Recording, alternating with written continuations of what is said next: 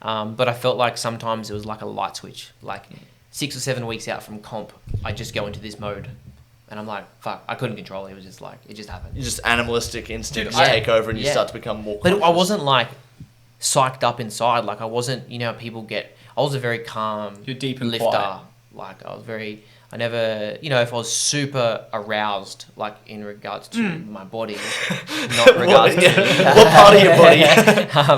You know, I think it would be impossible to get aroused during competition, to be honest. Maybe once in a while I'd sort of let out a yell, like just before I lift or something, but I was never one of those animals who, you know, you might have a video. I'll grab the videos. You actually might have a video of me like walking up maybe to the platform and you can see like I'm super like calm, Was this cool, in comp? collected. I'm just looking through them on here. Yeah, for example, like, I guess I was asking because, is this it? Well, this is not. Well, you could watch this. This was at Pro Raw. This was, I think, 300 kilos to win, which I knew. I knew I could lift. I actually wanted to lift more. Like, I'll tell you about it once we lift it. But that's at Pro Raw. So you imagine the judge in front of you there and like what he's doing or what she's doing. And... You see how many people are there, and you can see how loud they are when I finish the lift. I literally don't see or hear anything. Yeah, it's just zoned out. Yep. Blackout zone? Yep. That's crazy. So that's what I mean by the support and the passion. Look at all those people who just dedicated the time just to come see you do that. Yeah. That's nuts. What's that feeling like right then? Relief. A lot of relief, like, wow, like I've done it sort of thing. That's cool. And it's all like super happy, excited, like, I'm trying to remember it now, but yeah, it's like, there's a lot of relief, like, almost like I'm glad that's over, you know. Struggled all this while. Yeah, not in a bad way, but it's like, holy shit, it's all paid off, you know, all my training, all this and that, you know, all the sacrifice, like, yes, it's done sort of thing, and that's cool. until the next one. Yeah.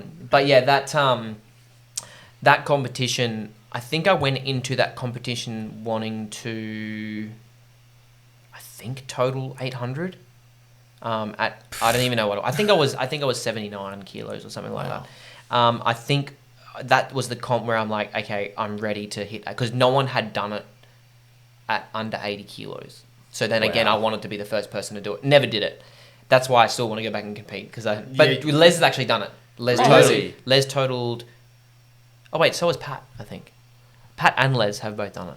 Good stuff, guys. Yeah, no, yeah. That's awesome. nuts. Yeah. That's a huge achievement. I mean... Yeah, massive. And that was one of my goals, was to total 800 at under 80. And I knew I could do it at that competition. But it was like 312 kilos, I think, to hit 800. Of a deadlift. Yep, my last one. Or 300 kilos to win. And both obviously were going to get me the win, but why risk 12.5 kilos for the potential of not being able to get it? Yeah, you only had one lift. And then I lose. Yeah. Not lose, come second. But yeah. But that's lose. No. Are you, in these competitions, like, obviously it sounds like you only had one lift left to hit the win. Are you allowed to request like a secondary lift to hit a record, for example? To hit a record, yes, but it doesn't affect the outcome on the No, competition. of course. So what I mean is, like, if you said to the judge, hey, I'm going to hit 300 now for the win, and after I hit 300 you can go for a fourth lift.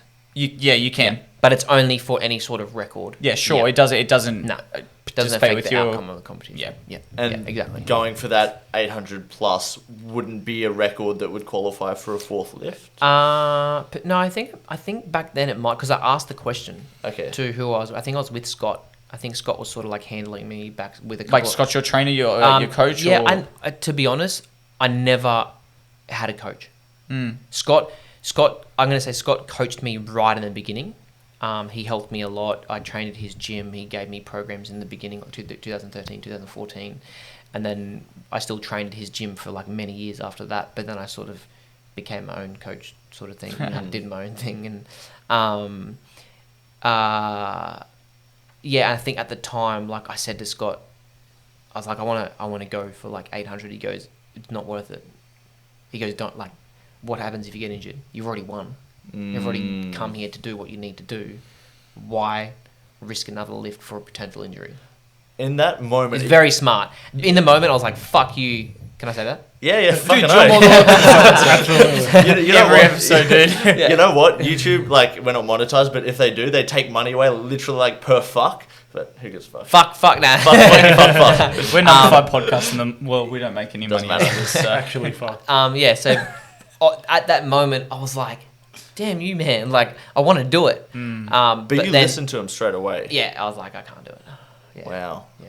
Did was a that smart hurt? decision. Was that like an anger inside of you? Nah, it wasn't. It definitely wasn't. It was like, I sort of like laughed. I was like, "Oh man, like I want to do this," and he sort of smiled at me too, and I was like, "Okay, you win." Did you know what's funny? He probably wanted you to do it as well. But Yeah, he was like in your corner in terms of like Because your I would have wellness. said the same thing to someone else. Yeah. Like he was saying what I would have said Yeah. too. It's just you get caught up in the moment when it's you lifting. That's a smart and it's friend, dude. your record, and it's your, Yeah, no, Scott was awesome. Wow. I could say he probably kept me. So I did 2013. Let's go back again. Sure, yeah. 2013 was my first comp. I don't think I had anyone to handle me that comp. I sort of just went in, made weight, and won the whole competition. Fucking hell. And He's like, yeah, watch out, boys. didn't even know. Like literally, I got that video somewhere too. Just see how you go. Yeah, and end up winning, and then my total then I was under 67 kilos. I think my total was 605 or 615 or it was something like that. It was 605 or 612. I don't know. It was about in that area, and literally First when I comp. Yeah, dude, finished when I finished that comp, and I went home. I think that day or the next day, I had like so many messages, so many people. Like I had Scott in there too, and I had other people, and he was like, "Man, come to my gym." Like I'm pretty sure. I wish I had that message. I wish I had that interaction between like all these people who I spoke to. But and I did. Like I went down and trained with Scott in his gym and the community that he had built up. And just like loved it and never left for That's sick. years after that. Wow. Like Addiction to cool- lifestyle. Yeah, man. We had the best gym, like for a long time.